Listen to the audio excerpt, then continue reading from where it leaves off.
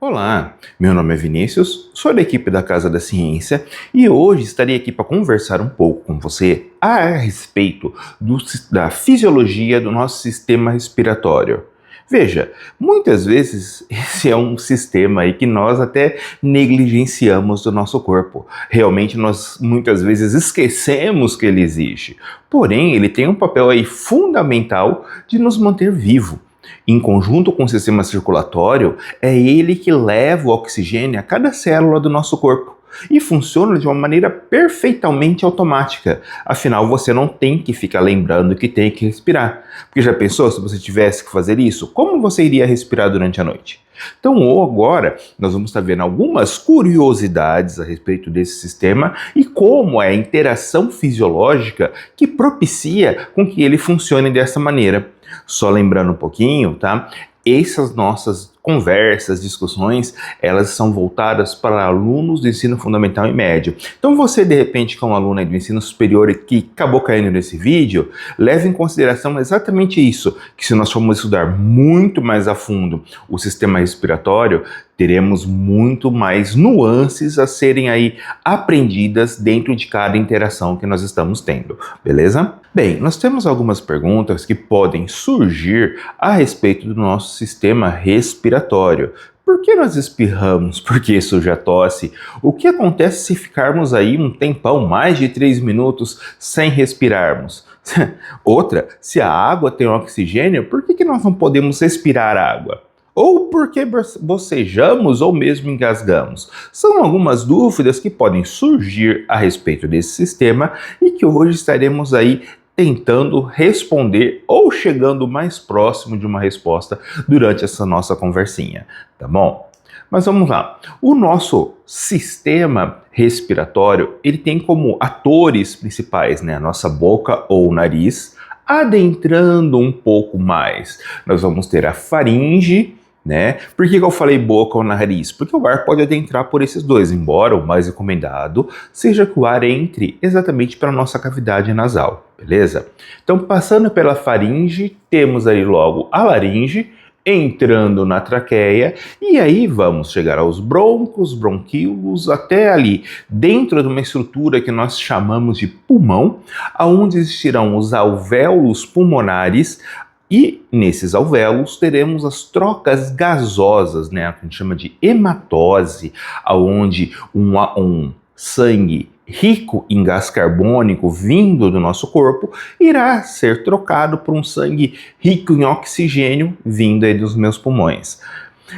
Dando continuidade a essa questão, nós temos ali algumas particularidades, né? Então, primeiro, pensando em termos da nossa via aérea superior.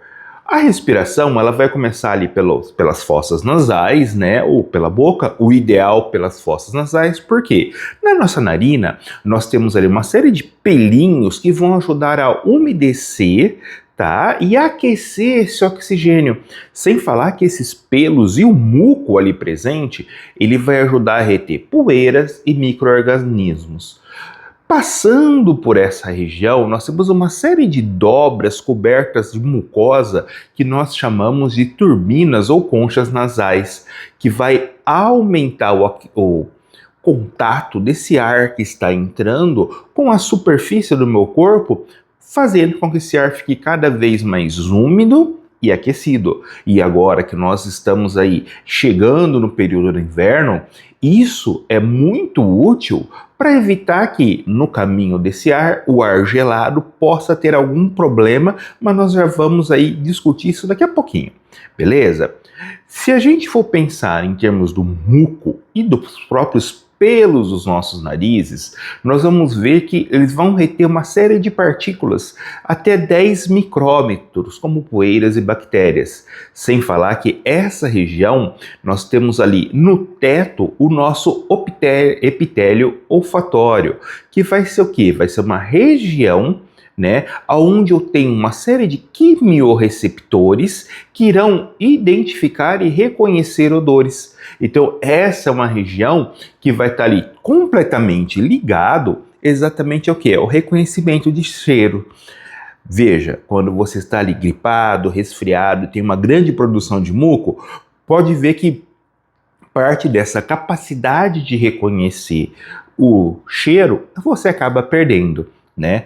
E outra coisa, o ar ele chega a ser aquecido até 32 a 34 graus antes de chegar aos pulmões, exatamente por conta dessas conchas nasais. Tudo isso acontecendo na nossa via aérea superior. Dando continuidade nesse caminho, nós vamos ver aí que teremos a garganta, né, onde nós temos vamos dizer assim, uma dupla função, né? Eu vou ter a passagem do alimento, que é do sistema digestório, com ar, que é do sistema respiratório. E nós só não engasgamos durante esse processo graças a um pedacinho ali, que nós temos uma estruturazinha chamada de epiglote, que ela vai ter a função de se fechar no momento em que você engole algo. Quando você ali, de repente, está falando e comendo, você pode ter um engasgo. O que é isso? A epiglote ela não fechou no tempo certo, acabou entrando um grãozinho de alimento em direção ao seu pulmão e você tem ali a tosse, que é exatamente quando você, através ali de um deslocamento de ar muito grande vindo dos pulmões, arremessa esse pedacinho para fora do seu corpo. Quem nunca engasgou e acabou cuspindo o que estava comendo ou bebendo para frente aí, que atire a primeira pedra. Tá? Outra curiosidade ainda dessa via aérea superior é a laringe, aonde estão as nossas pregas vocais, né? Essas pregas vocais, quando ela passa o oxigênio por ela, quando passa o nosso ar por ela, ela consegue emitir sons que nós modulamos e aprendemos aí que a questão da vocalização é a nossa voz. Então, graças às pregas vocais, que você consegue hoje estar aí se comunicando. Mas veja, nós temos aí todo um aprendizado a respeito disso, porque uma coisa é você produzir o som, outra coisa é você entender o som que está sendo produzido. Por isso que logo ali na primeira infância, as crianças começam ali a articular alguns sons até conseguir chegar às primeiras palavras. Nessa região também tem algo que é muito importante do nosso sistema imune, é a questão aí das tonsilas. Antigamente elas eram chamadas de amígdalas, tá? Mas para evitar a confusão que as nossas amígdalas localizadas no nosso encéfalo, nós só chamamos elas agora de tonsilas. Nessas tonsilas nós temos ali ao redor um anel linfático, ou anel de Williger, que protege aí essa questão de patógenos inalados. Antigamente era muito comum quando a criança tinha muitas e muitas infecções de garganta, ela acabar extraindo essas tonsilas para evitar ali exatamente uma resposta exagerada do nosso sistema imune. Uma outra curiosidade, né, é que muitas vezes nós aprendemos a utilizar essa nossa voz juntamente com o nosso sistema respiratório para produzir algumas características diferentes, como por exemplo os cantores que aprendem a posição correta de estar aí emitindo os vocábulos para ela não se cansar cantando. Mas isso existe toda uma técnica vocal, né, aonde a pessoa passa a aprender isso. Nós, professores, também temos ali que resguardar a nossa voz e acabar ali, vamos dizer assim, exercitando as nossas pregas vocais, a fim de que nós não tenhamos nenhum tipo de calo nas pregas vocais que poderia aí encerrar com a nossa carreira de professor. Continuando, chegamos agora à via aérea inferior, já propriamente no tórax. Nós vamos ter a traqueia, que é uma estrutura cartilaginosa. Por quê? Imagina que eu estou pegando um canudinho muito fininho e tentando chupar um milkshake. À medida que eu faço pressão nele, o que vai acontecer? As paredes colabam, ela se fecha. Então a cartilagem na traqueia é aquele canudinho que eu vou tomar um milkshake que é mais grosso, que eu posso pôr mais pressão, de forma que eu não ali encoste as paredes, que eu não colabe as paredes desse meu recipiente por onde o ar vai estar passando. A traqueia ela termina também né, nos brônquios, que também têm ali componentes cartilaginosos, que por sua vez eles derivam, né, eles vão espalhando nos bronquíolos, como se fosse ali uma árvore. Por isso, muitas vezes são chamadas de árvore bronquiolar. Lembra aquilo que eu falei para vocês a respeito do ar ser inspirado pelo nariz para que ele chegue mais quente ao pulmão? Quando você inspira o ar muito frio, em geral pela boca, o que começa a acontecer? Os nossos bronquíolos, eles começam a se contrair, impedindo que o ar entre, e assim nós temos o que nós chamamos de broncoespasmo. Então você fica com uma certa dificuldade de respirar durante o frio. Na ponta de cada bronquíolo terminal, nós encontramos os alvéolos pulmonares. Essas estruturas são como os pequenos sacos, onde nós temos uma quantidade muito grande de capilares sanguíneos. Nesses capilares ocorre a hematose, aonde o sangue rico em gás carbônico proveniente do nosso corpo, ele é substituído pelo sangue rico em oxigênio, que está sendo oxigenado nos pulmões.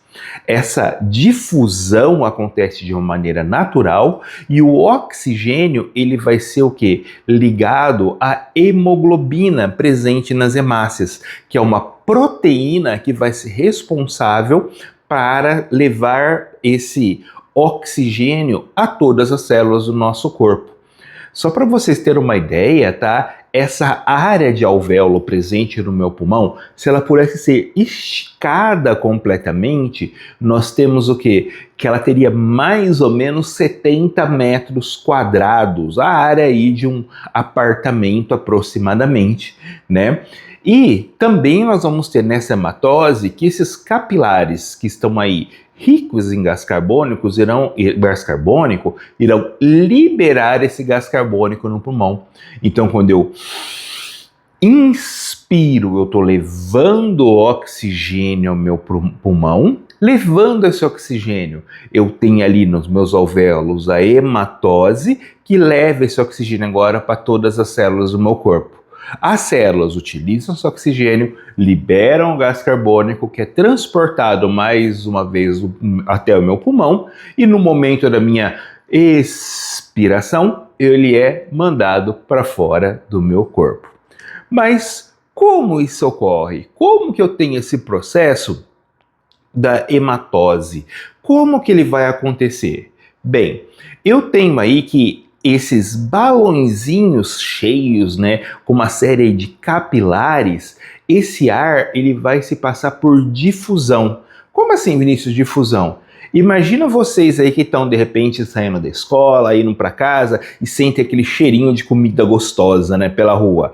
Não é que está ali sendo feito na sua frente. Esse cheiro ele é espalhado pelo ar, assim como se eu jogasse um perfume dentro de uma sala. Então ele vai se espalhar naturalmente. Então, no meu pulmão, né, esse oxigênio ele se espalha todo e a hemoglobina presente ali nas células vermelhas, nas hemácias do meu sangue, ela captura esse oxigênio, se transformando na oxihemoglobina. Já o gás carbônico, ele vem no sangue dissolvido como íon bicarbonato e ao chegar até a região onde eu tenho o alvéolo, ele acaba sendo desprendido e lançado, né, para todo o meu pulmão para sair durante a minha expiração. Bem, gente, e aí vamos chegar na nossa primeira perguntinha. O que acontece, né, se eu ficar aí mais do que 3 minutos sem oxigênio?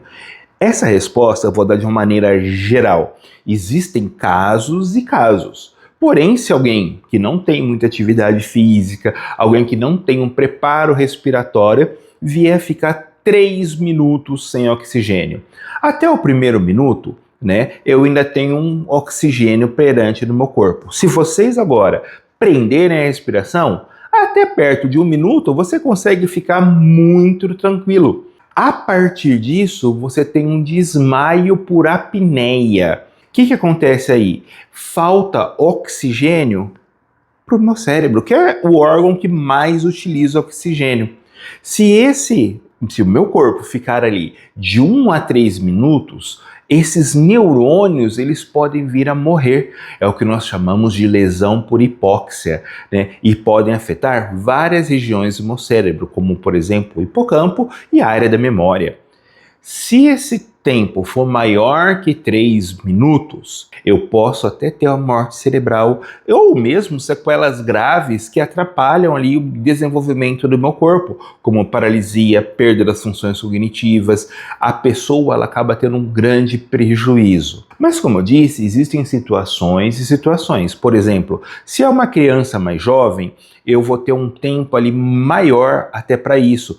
Por exemplo, um bebê que cai numa água gelada. Tem relatos de casos assim, de crianças que caíram em água, né? Ficaram ali dentro d'água por 5, 6 minutos, bebês, e sobreviveram, porque a água gelada colocou o nosso corpo em um sistema onde ele começa a funcionar de uma maneira mais lenta. Outro caso interessante são as pessoas que treinam para fazer o que nós chamamos de mergulho em apneia. São aqueles mergulhadores que passam muito tempo sem respirar, sem a ajuda de nenhum equipamento. Como que é feito isso? Eles vão treinando mesmo prender a respiração. O recorde mundial de um mergulhador em apneia estática, aquela apneia que a pessoa fica só com a cabeça parada dentro da água, vejam só, foi de um croata e durou quase 25 minutos.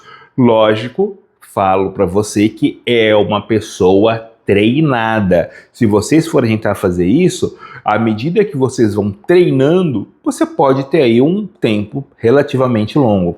O melhor tempo brasileiro, só que daí é numa outra modalidade, é onde o mergulhador ele vai até grandes profundidades sem respirar, ele foi conseguido, se eu não me engano, com quase 130 metros de profundidade.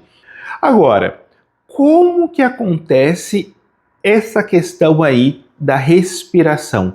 Quais são os mecanismos voluntários ou automáticos que fazem com que o meu corpo entre nesse processo de respiração?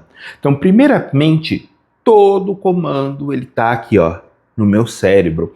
Eu vou ter ali centros respiratórios no bulbo raquidiano e na ponte que vão me obrigar a estar respirando.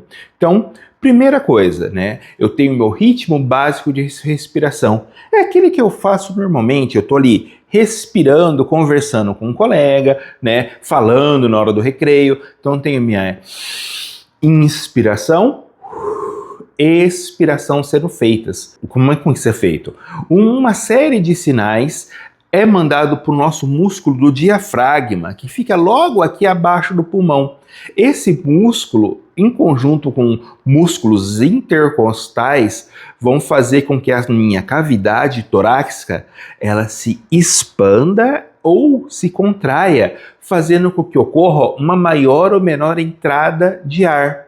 Junto com isso, né, em algumas situações, eu posso querer fazer uma respiração forçada, tá? Isso ocorre, por exemplo, às vezes, quando eu estou fazendo um exercício muito intenso, estou saindo correndo. Então, nesse tipo de respiração, eu vou estar tendo o quê? Um ritmo respiratório muito mais intenso. Sem falar que existe na minha ponte, que é uma região encefálica também, o que nós chamamos ali de freio da respiração, que é aquela, vamos dizer assim, o meu guarda ali que vai falar, opa, tá com muito oxigênio, diminui esse oxigênio, que vai induzir com que eu tenha uma maior ritmo de respiração. Como que isso acontece, Vinícius? Nós temos ali quimiorreceptores centrais localizados no bulbo raquidiano, que vão detectar a quantidade de gás carbônico e a acidez dentro do meu líquido cefalorraquidiano, que é o líquido que vai dali passar pelo nosso sistema nervoso central, banhando a questão ali das todas as minhas meninges. Se o CO2 aumenta muito, meus quimiorreceptores falam, respira mais rápido, e você começa a respirar cada vez mais rápidos. Já em algumas artérias, eu vou ter ali receptores né, meus quimiorreceptores relacionados a oxigênio, gás carbônico e essa variação do pH. Se você está em hipóxia, o que é hipóxia mesmo? Prende a respiração. O que vai estar acontecendo? Oxigênio começa a cair. Por consequência, CO2 começa a subir. E isso avisa o centro da respiração que é para eu voltar e respirar. Como que ele vai estar fazendo isso? Vai fazer a minha caixa torácica expandir no momento da expiração e esses músculos, né, o diafragma, músculos intercostais relaxam durante a expiração, né? Outros músculos podem ser ali até solicitados pelo nosso sistema nervoso central para fazer uma respiração um pouco mais intensa. Isso vai fazer com que eu não consiga ficar aí sem respirar de uma forma voluntária. Agora, pensando lá no nosso encéfalo, no nosso cérebro, como que isso ocorre esse controle? Quando você está aí alterando, aprendendo a controlar a sua respiração, você vai cantar, você vai correr, você vai nadar, né? Esses controles exercidos pelos quimiorreceptores vão, ao longo do tempo, aprender aquilo que você está fazendo. Então, se você começa, por exemplo, aulas de canto, você começa a ter que aprender a respirar para cantar. Então, você, no início, fica até mais cansado, mas logo isso sai normalmente. E aí vai uma dica, por que você não pode ali, de repente, prender a própria respiração até, por exemplo, vir a falecer? Esses quimiorreceptores obrigam você a voltar a respirar. Agora, alguns fatores do meu corpo podem alterar isso. Então, por exemplo, durante o exercício físico, por que eu respiro mais intenso? Eu vou ter uma quantidade maior de gás carbônico e de ácido lático no meu corpo. Então, isso faz com que eu respire numa intensidade muito maior. Vocês também já devem ter visto o caso de, por exemplo, jogadores de futebol que vão jogar a grande altitude, onde o ar é rarefeito. O que significa ar rarefeito? Imagina o seguinte, eu pego um saco de ar aqui onde eu estou, né, a nível do mar, aqui onde eu estou em Ribeirão Preto, e lá numa cidade muito alta, por exemplo, a Colômbia, Bolívia, que tem estádios ali que estão uma altitude muito grande.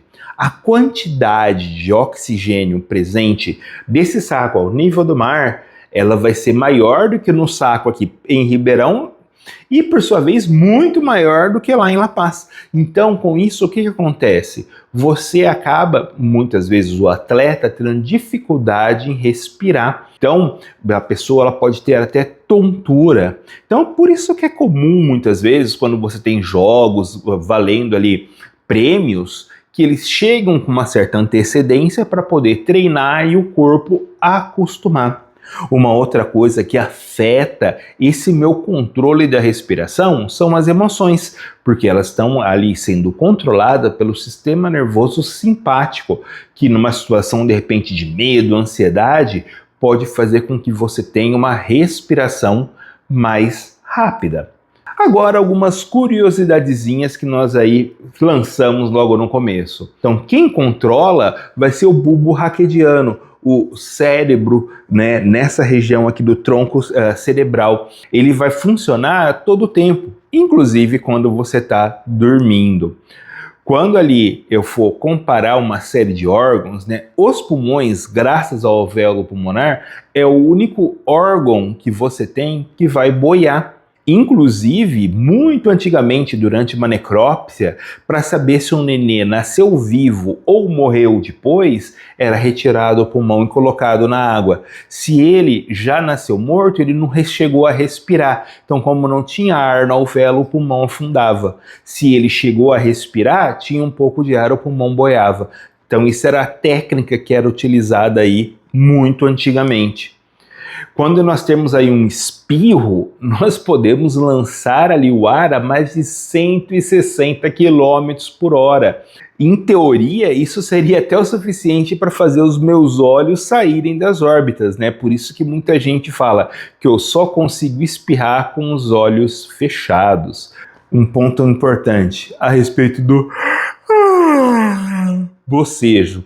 Aposto que alguns aí começaram a bocejar. O bocejo, né, tem várias teorias de como ele, para que ele serve. Mas uma das mais aceitas é que ele iria servir ali para resfriar o meu cérebro, mas ali tem outras que surgem. Como um sistema, por exemplo, de alerta, que bocejar, eu vou ativar os meus músculos faciais e aumentar minha frequência cardíaca. Como comunicação social, mantendo ali um certo vínculo entre determinados grupos, em determinados tribos, beleza, gente? E algumas curiosidades. Fetos bocejam mesmo dentro do útero. Isso já foi constatado através de ultrassom, o que sugere que esse é um reflexo muito primitivo.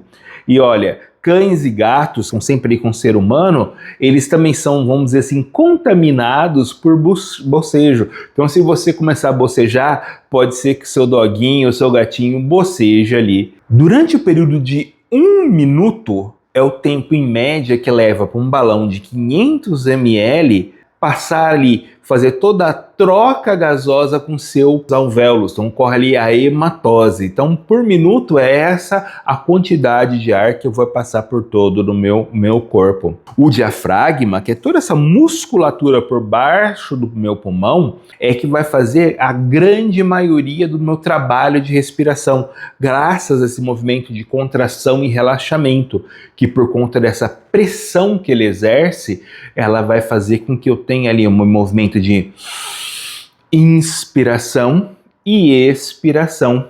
E quando nós temos ali o nosso soluço, é o que? Uma sucessão de espasmos que vão estar ocorrendo nesse nosso diafragma. E para nós fecharmos essa última curiosidade, nós vemos que muitas pessoas atribuem o fato de nós respirarmos a envelhecermos. Durante o movimento ali de respiração, mais ou menos 25 sextilhões de moléculas de oxigênio acabam ali sendo inspirada, né? E isso vai oxidar praticamente todo o meu corpo, né? Eu coloquei como exemplo aí para a gente ver a oxidação do ferro na ferrugem, mas ela vai oxidar uma série de substâncias dentro do meu corpo, o que de uma certa forma ela vai estar produzindo radicais livres que vão estar ali sendo responsáveis pelo nosso envelhecimento. Bem, gente, foi isso que eu queria conversar com vocês e até a próxima oportunidade.